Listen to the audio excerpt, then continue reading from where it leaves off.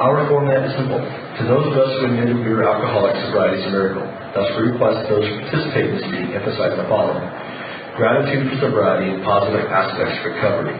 We invite all speakers to express themselves regarding their experience, strength, and hope. When sharing, please do so without using excess profanity and discuss alcohol-related issues primarily. Tonight, Bill H. is our speaker. He will share his experience, strength, and hope, what it was like, what happened, and what it's like now. Bill H.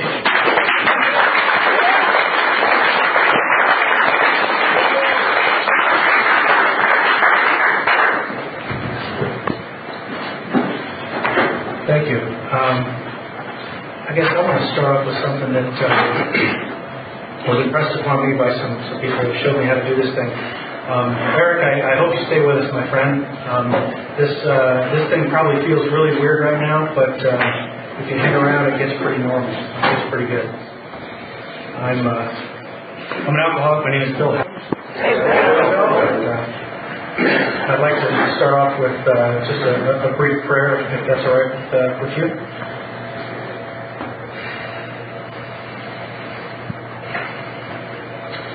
Heavenly Father, I want to thank you for another day sober. I thank you for all of your blessings. I ask, Lord, that you help me to see them, to share them, and to be a good steward with them all. I ask that you forgive me my sins and help me to become the man that you'd like me to be. Lord, I pray that you'd show me your will for me and give me the power to carry that out. I pray that you would use me as an instrument of your peace, that I may help to build your kingdom here on earth. Pray that all of your children would come to know you, that they would find the joy and the peace and the love and the freedom that I've come to know in you. Pray that all of your children's needs would be met, and I ask that you use me to help make some of that happen, especially when I don't want to. I ask, Lord, that you would please heal all those who are sick and injured, and for all those who are suffering, Lord, I pray they find comfort in you. It's in your name I pray, amen. I guess I get to tell you a little bit about what I was like and what happened and what I'm like now. And when I think back to my early exposure to alcohol, the first time I really remember drinking was at a high school dance, and I was hanging around with some kids that were a little bit older, and I thought I was really cool because I got to hang out with them. And when they picked me up to go to this dance, I saw a tall can of beer rolling around the back seat, and I asked them if I could have it, and they said sure. And I didn't really care for the taste of it, to tell you the truth, but I knew that that was something they were doing, and I wanted to fit in. And quite frankly, in the past, my experiences in those social settings, those dances, was always very, very uncomfortable. I would go to those dances, especially in junior high school, and I remember being very excited about going that evening. I'd get dressed up and get my hair just right, and I'd go to the dance, and then I'd stand very securely against the wall. And I would watch everyone else have fun, and I envied them. And I chose not to participate because of my fear. I was afraid that if I asked some girl who I fancied, if I asked her to dance and she said no, that you guys would all know what a fraud I was, what a fake I was, what a phony I was. And that was too much of a risk for me to bear. So rather than participate in life, what I did was I just stood back and watched. And so going back to this night at the high school dance, I drank the can of beer and I went into the dance hall, and I had the time of my life. I asked how I might have asked accidentally a guy to dance for me. I'm getting silly now, but there really weren't too many girls that I was afraid to ask to dance. And there were plenty of them that said no, but the funny thing is my reaction to their no was much different than I had feared. My reaction, maybe some of you know this, was, yeah, well, you don't know what you're missing. And I went home that night. I actually slept in my bed. There were no car accidents. There were no fights. There were no broken hearts. There were no scrapes or bruises. There was really no outside consequence from my behavior that night. And I didn't know this until just a few years ago, but there was something very damaging that did happen that night, and it was something that I learned. What I learned, you see, is that you like me better when I've had a few drinks. And I also learned that I like me better when I've had a few drinks. And I didn't realize that I had learned that night. All I know is that later, as I would continue to age, I would get opportunities to drink in social environments, and I would take those opportunities. And probably like many of you, I didn't have access to alcohol very freely at an early age, so that didn't happen all the time. And when it did, frequently I would inadvertently over-imbibe, and I would get sick and make a fool of myself, and I would think that was funny, and I looked forward to the next time. And I really didn't have any idea that alcohol for me was a problem. In fact, our book even suggests that maybe at that time in my life, alcohol wasn't yet a significant problem for me. But I continued to use alcohol to soothe my fears, to overcome anxieties, to feel more like I was a part of. I've heard other people say they felt they got smarter and stronger, better looking when they drank, and I can relate to that. I really felt like I became a better person when I drank, and I would go on to join the Army, and I don't remember the first time this happened really, but I do remember vaguely the incident. And maybe some of you have had this where one night maybe you had just a couple too many to drink and you're not really sure what happened the night before or how you got home. And the first time that happened, that really frightened me. I really thought, wow, this is crazy, And again, fortunately for me, I was very, very fortunate. There was no real tragic consequence that happened the night that I had my first blackout, And so having a blackout became kind of funny. It almost became part of the whole drinking experience. And what I found is that progressively, my reaction to having those blackouts got to be less and less over time. In fact, quite frankly, I began to get a little bit concerned when I could remember what I had done the night before. So these blackouts start to become more and more progressive, and my drinking is taking on a larger role. And instead of now just drinking when I have the opportunity, now I'm in the practice of trying to make opportunities so I can. And if my friends are going to go out to eat at a restaurant where they don't serve the kind of drinks that I like to drink, I'm probably going to pitch a fit and make sure we go somewhere else, or I'm just not going to go. And my life starts getting a little bit narrower and a little bit narrower. And see, the thing is, I don't see any of that. All I know is I'm just living what I think is a regular life. And at some point, my luck began to change. I've been able to recall 13 different incidents where I had a run-in with the law, and I had been drinking, and I don't mean had one or two. I mean, I was drunk. And, for reasons I really can't fully understand, I still to this day stand before you without having any kind of driving while intoxicated incident on my record.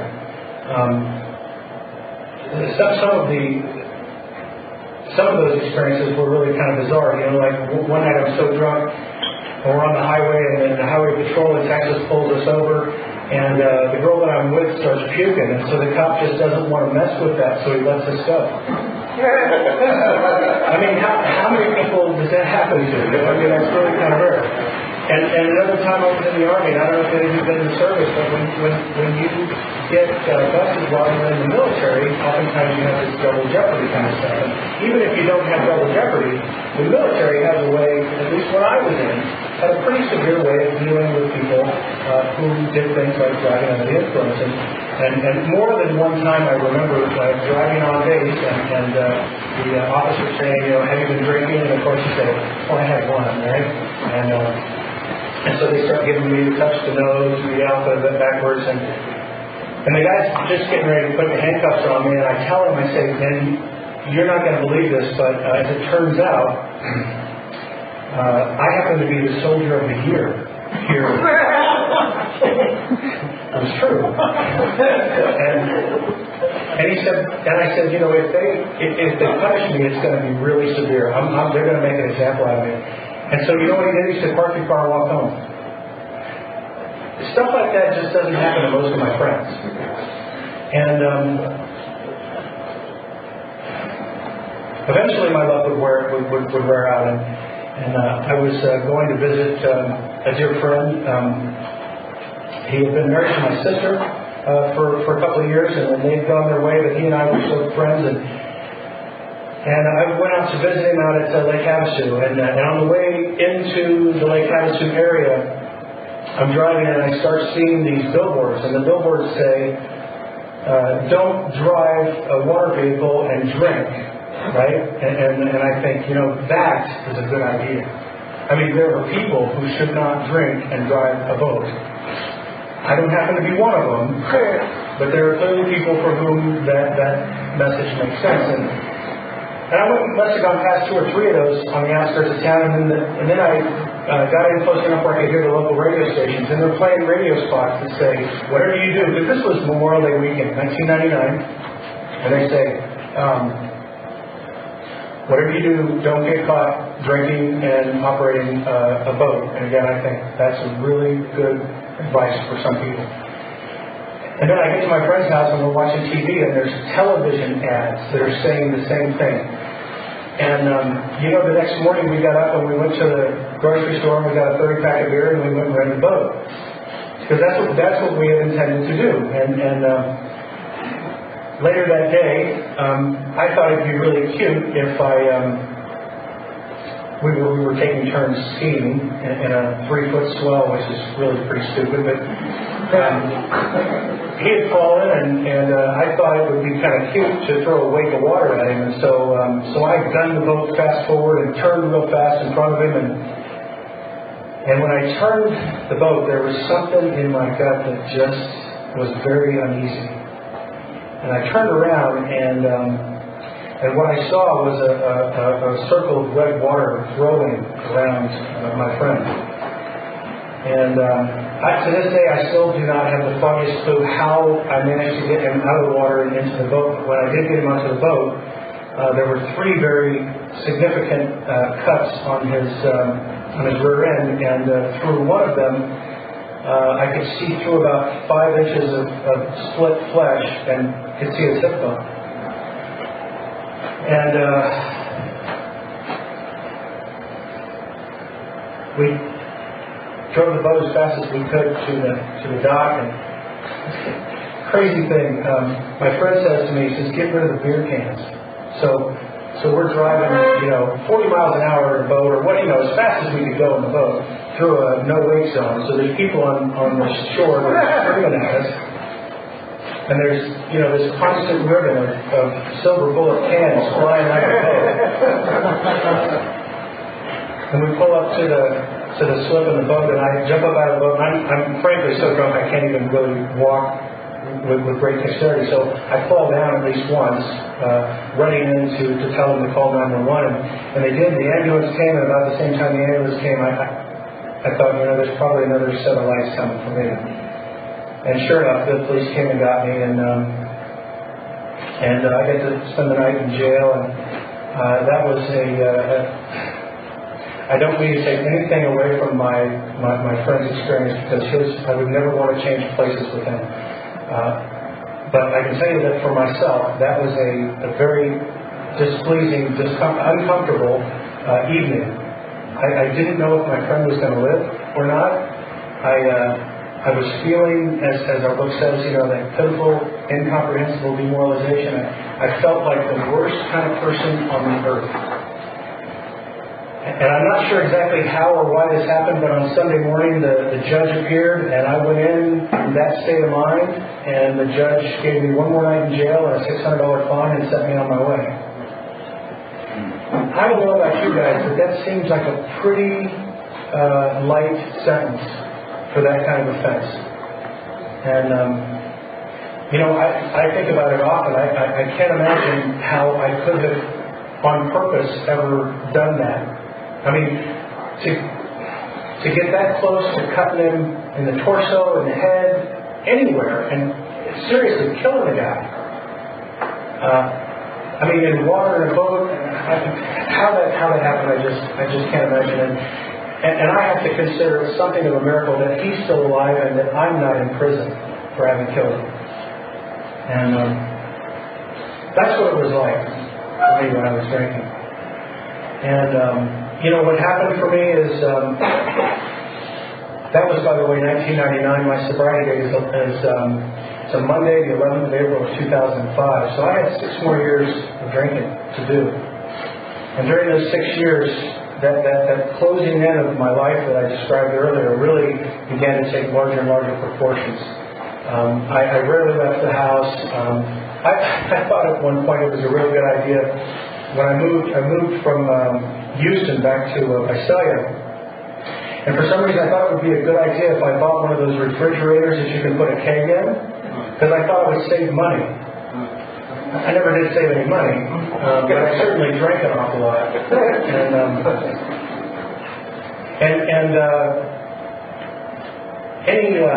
Any sense of value that I had about my role in drinking in family events and in my driving of an automobile were thrown out the window in those years. It didn't mean anything. I would tell you in a sober minute that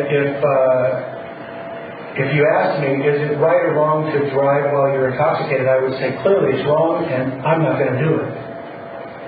And then I'd get home about 11 o'clock at night, and I'd run out of beer, and guess where I'm going?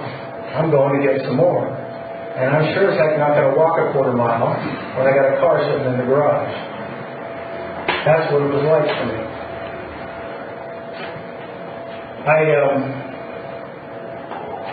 I thank God for a very profound sense of depression that began to take a part of my life, because had I not gotten to the point where I began thinking about taking my own life and wondering what life was for, and feeling like, just me breathing was depriving another useful person from the oxygen they should have, that kind of thinking.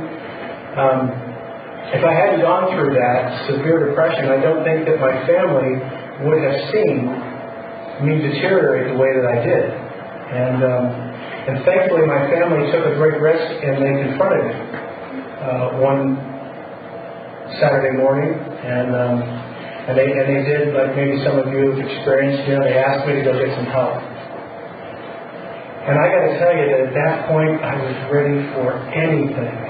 I had to get off this carousel that I was on, and I did not know how to get off. I swore I didn't want to drink and do all the other behaviors that were making me crazy, but I could not stop. And I couldn't ask for help. That seemed like a weak thing to do. And so my family showed up and they asked me to get help, and I was relieved. It really was. And I went to a spin drive place. I was there for 30 days, and to tell you the truth, I learned a lot of good things. But unfortunately, I wasn't done. And I came home, and this is just my story, that I began to rely on some prescription medications that I still had in the medicine cabinet at home, and when those ran out, I had no substitute for what alcohol did for me. And I began to drink again.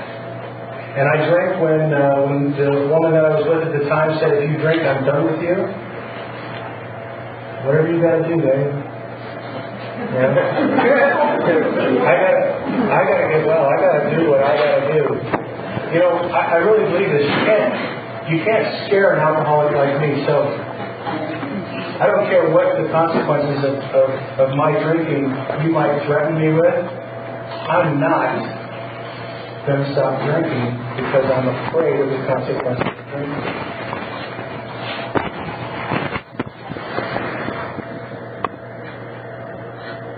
By this time, my family, I don't know where they learned this, but they learned some really effective boundaries.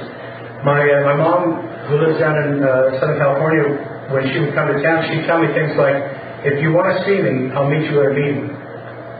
Now, this is a woman who comes from no kind of exposure to AA or Al-Anon. I mean, this whole AA thing, I'm the first in the family, and nobody knows anything about it. So where she got that is almost something of a mystery. It's not entirely a mystery because I know that some people that were in AA helped guide her. But she did some things that many parents aren't willing to do. She put some boundaries around me, and she said, you step out of line, and I'm not going to see you. And as much as I'd like to say it was, that by itself was not enough to keep me from drinking either.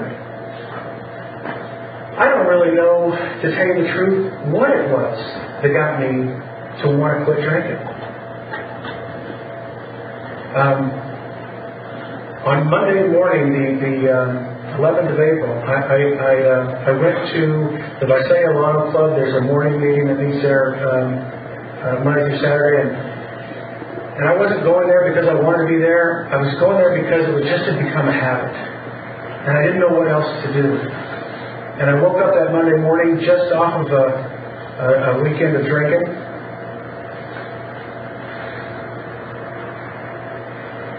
And I got in my car and I headed off to that meeting, and I thought to myself, you don't have to tell anybody. Nobody knows. Nobody saw you drink. You're okay. And I don't know if you guys have been to the dentist where they put that lead blanket thing over the top of you when they give you an x-ray. I swear to God, I felt like there were 100 of them weighing down on me. The burden of holding this lie was overwhelming me. It was hard to get a breath.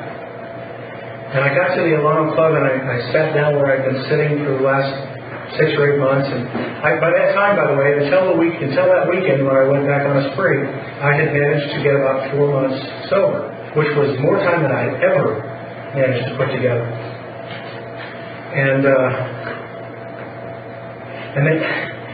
they asked me to read the opening reading, the daily reflection that we do there. And they've never asked me to do that before, and I don't know why, but for some reason that day, I read that daily reflection, and I got to the end, and I started weeping, crying, and I told everyone there, I did it again, and I drank again. And for all the tragic things that have happened in my life, all of the relationships that I have spoiled because of my insistence on my right to drink, on all of the physical harm and emotional harm that I've done to people watching me weeping at an Alano Club meeting seemed to trigger my current streak of sobriety is a little bit beyond me. But one thing that I do know is that from that day forward, I made a commitment to my sobriety. We have at the Alano Club, we have bricks where people can put their name and their sobriety date, and that same day I paid for a brick and put my name and that date on there. I don't know why, but for some reason that felt like a little bit of accountability. And the most important thing that I did is I called my sponsor, and I wasn't really sure how he was going to react. I thought there was a good chance he might tell me that I needed to find a sponsor. Is really what I kind of feared. And I know there are some people that believe that's the right way to do those things, but fortunately for me, that's not the way my sponsor felt. He just very simply asked me, what am I going to do about it? And he gave me some assignments and said, it's on you, champ. If you're going to do it, you're going to do it. And every night for, I'd say at least the next 4 to 6 months, and it could have been a little bit longer, could have been a little bit shorter, but every night I would go into my bedroom, and before I would go to sleep, I would sit there with a piece of paper, just as my sponsor had suggested, and I wrote what was on my mind, or I answered questions that he had given me to answer. And sometimes I would write for a minute or two, and sometimes I would write for a half an hour or 45 minutes. And I began to see the magic of journaling or writing. I began to see things, truths perhaps, come out of that pencil. And it really began to open my eyes. It began to help me to see my role. It began to help me to see people about me in a different light. And it began to open just a crack of a door for me to consider this God thing. And for me, this whole God thing that everybody talked about, I just didn't get it, man. I just didn't feel it. I was expecting something, some kind of profound physical sensation or some kind of light experience or something of that nature to happen. And it still hasn't happened. But something entirely different did happen. I was talking about this earlier today, but I remember one Sunday morning I was laying in bed and I don't know if you can relate to this, but it was one of those mornings where I didn't want to be awake. I wanted to go back to sleep, but I couldn't quite fall back to sleep. And this idea kept coming to my mind. And the idea was telling me that I should get down on my knees and pray. Now, I should tell you that even today, I don't really feel that my God cares if I'm on my knees, or if I'm standing or sitting or in traffic or at work or drinking coffee, or I don't think my God really cares what I'm doing when I'm trying to communicate with Him. But that morning, for some reason, I just had this overwhelming. What I know today is what I had was an obsessive thought. I had a thought that overpowered all other thoughts. And I couldn't shake it. And so the only thing I knew to do was just do the damn thing. And I got down on my knees at the end of my bed, and I began to pray. And if by that time I was still praying in my thoughts. And if you could have heard my thoughts that morning, you would have heard something like this. I closed my eyes. Heavenly Father, thank you for this day sober.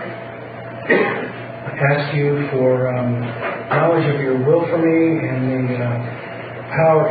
My grandmother had will.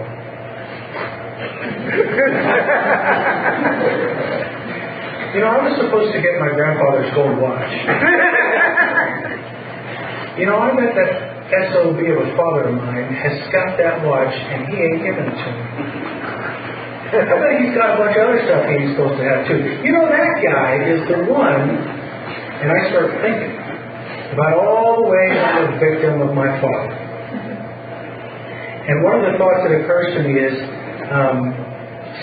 my father and I had some disciplinary episodes that I would love to tell you were violent in nature and abusive and undeserved. I'm not sure that's entirely the truth, but in any case, I'm thinking about some of those episodes and I'm cursing my father.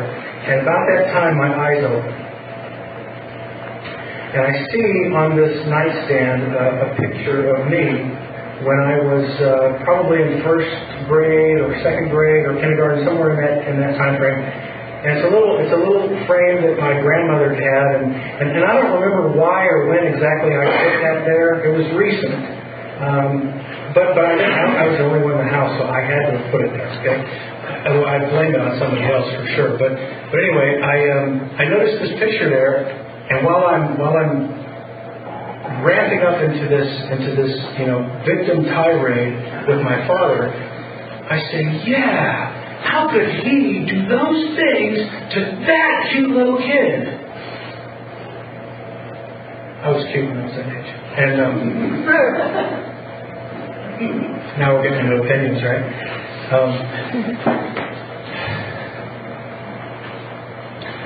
There was a thought that came right after that I'm convinced did not come from me. And the thought that came to me was, what have you been doing to that kid?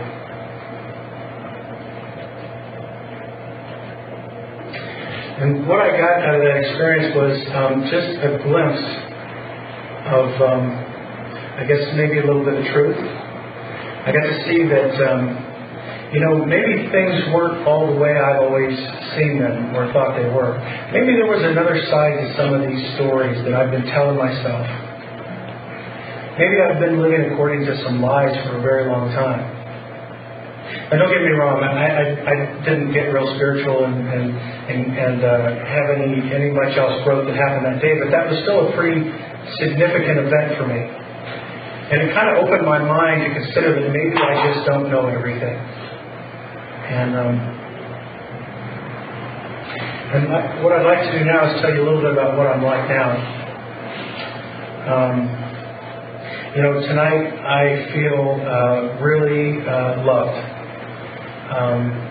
There are more than a handful of people here tonight that are here because they wanted to support me, and I crave that kind of fellowship.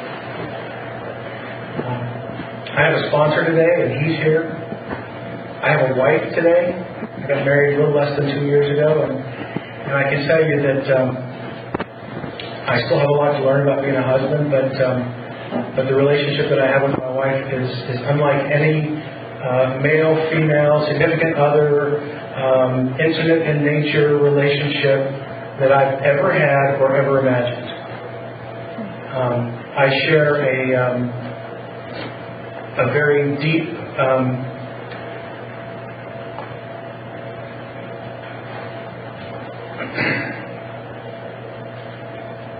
and very parallel or coincidental, that's the word I'm trying to come up with, a very deep and very coincidental set of beliefs that I share with my wife. We seem to have many of the same beliefs, and I never thought something like that was possible.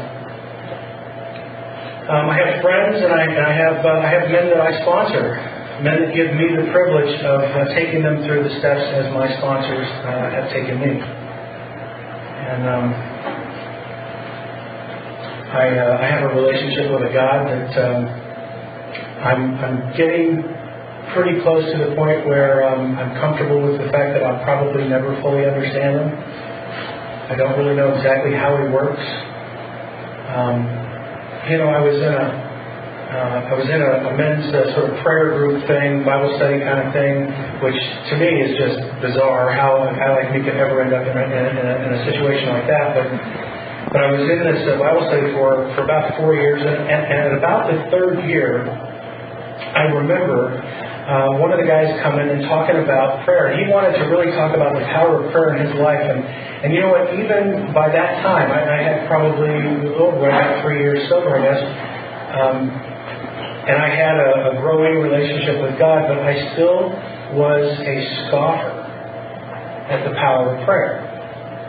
And what this guy suggested and the group decided to do was we began to pray for some specific things. We didn't pray for ourselves, but we prayed for other people that they would find some way out of the mess that they were in. And if you look around close enough, it's not hard to find people who are really in pain, who are really suffering. There's a lot of people in the world that we live in who are in a lot of pain. It's not hard to find somebody other than myself to pray for. And what I began to experience over the next several months was these miraculous prayers seemed to be getting answered. And I'll be the first to tell you, I still have some doubt about whether that was really going on. I mean, it just seemed unbelievable. But those are some of the experiences that I have today. I really do believe in prayer, which is funny because you'd think that if a guy who really believed in prayer was having any kind of difficulty, you'd think the first thing he'd do is pray. And I'm afraid to tell you that it's not the first thing I choose to do.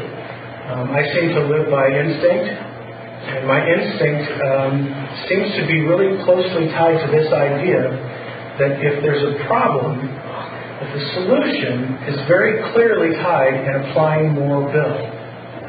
Right? If I can apply more bill to any problem, it'll get better. That's what my head will tell me is the solution to the problem. And so when things aren't going my way, you know what I do? I try harder. It never works out. Never works out. And when I'm done, spinning my wheels and frustrated that there's no progress, I finally get to the point where I do what, by the way, is the first thing I suggest to others. Right? Did I say that? I'm an expert problem solver. No, really.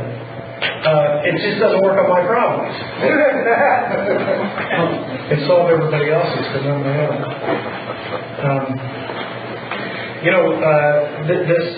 This stuff about prayer is interesting. I listen to, I'm almost addicted, I guess you'd say, to speaker tapes. And I listen to a lot of people share their story. And there's a few that really caught my attention over the years. And one of them was a lady. She's actually an Al-Anon for what that's worth, and she talks about how at times when she's unsure of what it is she's supposed to do next, and I can relate to that because there are so many times I'll be thinking, should I do this or should I do that? Well, what's God's will? And should I take this job, or if I take that job, then I won't be available for the one that's right around the corner. Those real dilemmas of life. And this woman said what she does in those situations is she says, okay, God, check it out. Here's the situation. This is what I think you'd have me do. It's what I'm going to do unless you put anything in my way. And she goes about to do it. Like her prayers are answered. I admire that. I wish I could be more faithful and do that. But I'm still very young and I guess, developing and living a real sense of faith. Believing in what I say, right?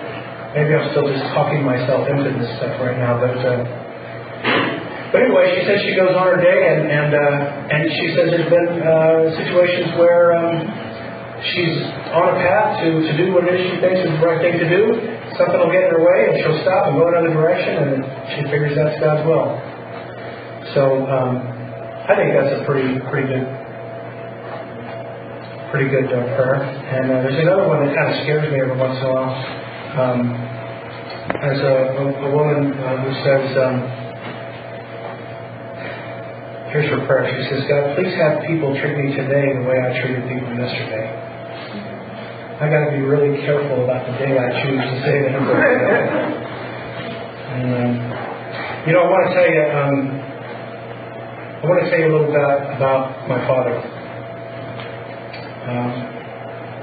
I've told you that I was very angry with him. We call those resentments here. There were 2 years. Some part of that 2 years I was still drinking and going to meetings, but there was about a period of about 2 years when I really felt it was not in my best interest to be around my father. And there was a couple of reasons for that. One was that he scared me. Another reason was that he and I drank a lot together. And I wasn't really sure it was in my best interest to be in a place that was so familiar with drinking. And another reason was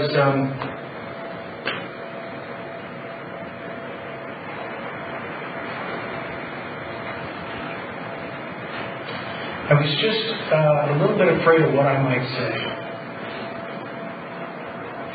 And, my father's one of those guys who will say things to me like, hey, Bill, how you doing? And see, I hear, you dumb shit. And I don't know why it is that I have this filter that in my head. I don't hear those things so much anymore. But when I think I hear them, I gotta ask myself, now, is that just what that can't be what he just said. But those are some challenges that I had. That I thought was best for me to stay away from my father. And after about 2 years, I had gone through the steps for a second time, and this different thought occurred to me again. The thought that occurred to me was, what would it be like to have a son like you, who chose not to let you into his life, who wouldn't talk to you, who wouldn't show up for holidays, who wouldn't wish you a happy birthday, who just really wouldn't be in your life. And it occurred to me that would suck. And I'm sure that this idea didn't come from my pea brain, because I really don't think I'm this insightful. But somewhere along the line, the idea came that maybe what I should do is start trying to be the son that I would want to have. And that's scary for me. And with some help, I devised a plan for how that was going to start taking place. I decided that I would start having lunch with my father, because that was like an event that had a start and a stop, So it was no open end, It was like I had an in and an out, and it was in a public place, and I had my own car, so if I had to, I could leave. I needed that kind of security to begin this relationship. And my father and I started to have lunches together, and we do it maybe once a month or once every 3 weeks. And the first time we did it, I was really very cautious. I was kind of on the watch. I was waiting for him to say something, that was going to offend me, and also trying to talk myself out of that defensive stance. And as the months went by, I found that having these lunches became easier and easier. And then we got invited to have Christmas at my dad's house, and we went, and it was very awkward.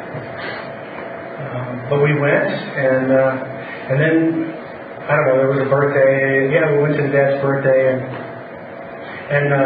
my father drinks. I don't think he has a drinking problem, but he, at different times, could qualify for what we sometimes refer to as a heavy drinker. There are times when he drinks, enough to kind of feel good, and he's one of those lovers, he wants to hug you and kiss you when he gets drunk, and I hate that. But anyway, so when my dad has a birthday party, his friends come over, and there's a lot of drinking going on. And so what I did the first 2 times I went to his birthday party was, the first time I went early and I left early before anything got out of hand. And the second year I took somebody with me that was also sober, so I had a little accountability there. And, anymore I don't have to worry about going around him, whether he's drinking or, in fact, he really doesn't even drink that much. But some of his friends are known to drink a little bit, and it really doesn't get in my head like it used to. And at one of these lunches, a couple of years ago now, my father was at the intervention, and when we got ready to take me away from the house, I insisted that my father not come. Actually, I think the way I technically did it was I said, you and you can go, and left him out. And I did feel a bit betrayed because, he taught me how to drink in some respects or some way of thinking. And so we're having lunch for a couple of years, and one day we sit down and he says, so you remember that day we did that intervention? You were angry at me, weren't you? And I said, you know what, Dad, I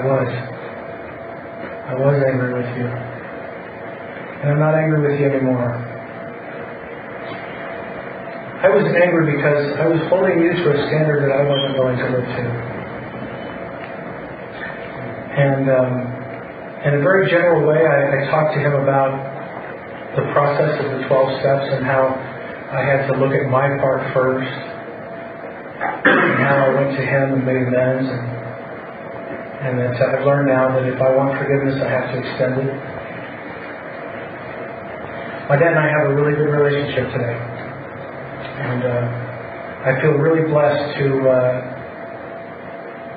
have gotten a call from him probably 8 months ago. At the end of the conversation, unprovoked, he said, I love you.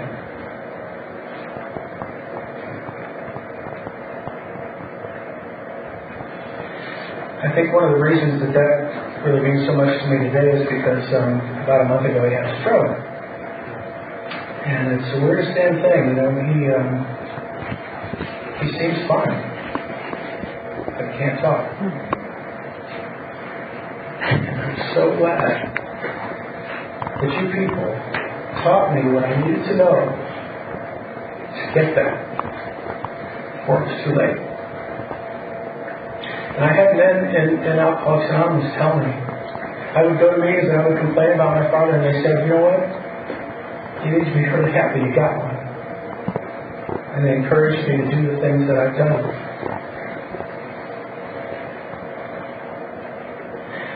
Sometimes I have a tendency to question my own recovery. Sometimes I wonder if all this is really real. maybe I just overreacted. And I just wonder if Bill knew that people like me were going to come along and think those things when he penned that 12th step. Because the one time that I get assurance that my sobriety, my recovery, my life today is not a figment of my imagination, is in getting to watch the men's life, the men who I work with, getting to watch their lives change, what lives change. If there's anything that I could do for Alcoholics Anonymous, the one thing that I would strive to do is to make it attractive. And sometimes I don't. Sometimes I make two-parted terms with the men who ask me for help. It's not who I want to be. Thanks for letting me share.